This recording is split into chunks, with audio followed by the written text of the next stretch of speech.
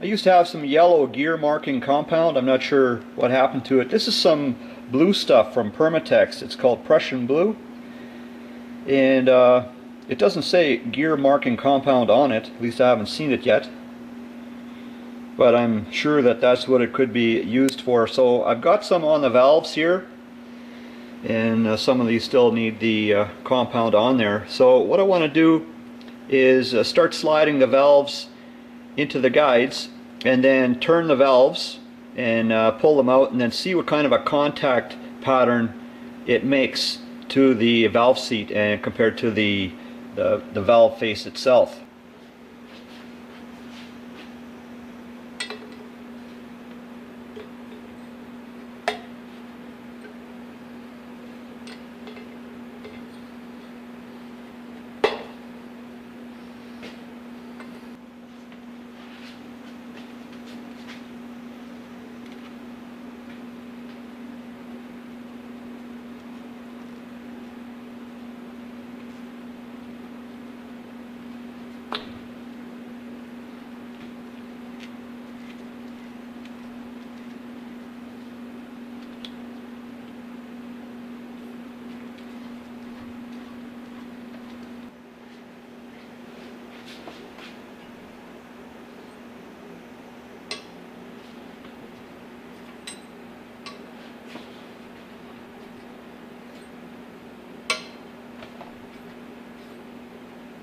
Back in high school we had a mechanics shop class.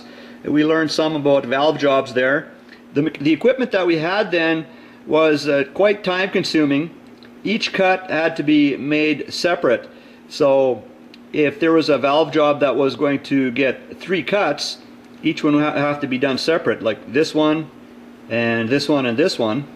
And so for example, you know, if this one was cut a little bit on the deep side, well then this valve seat can get on the narrow side, or if you take too much off of here, then the seat can get narrow. It was quite time consuming to try and get a nice valve job.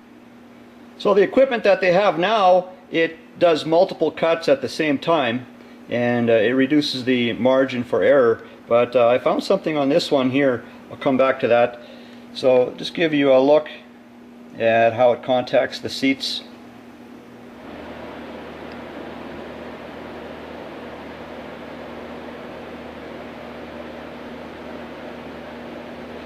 So I'll come back to this one now.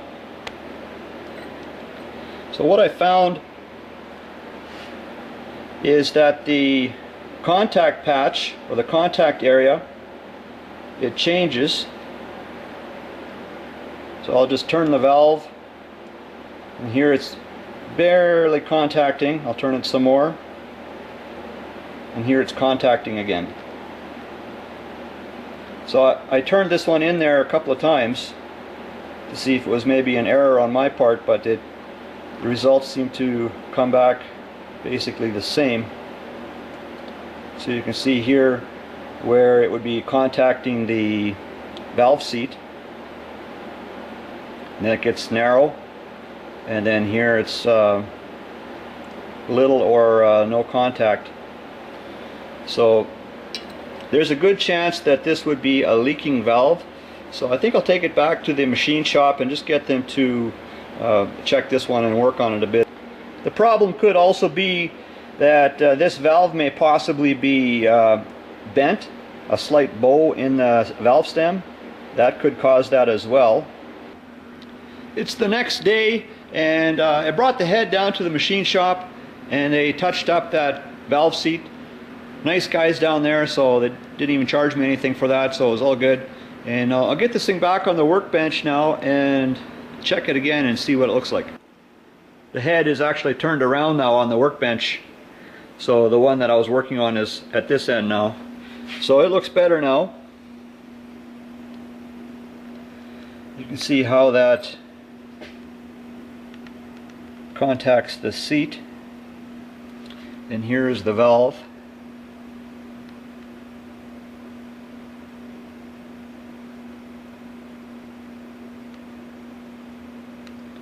I didn't get quite as clear of marking as I did the other time. better light on there maybe.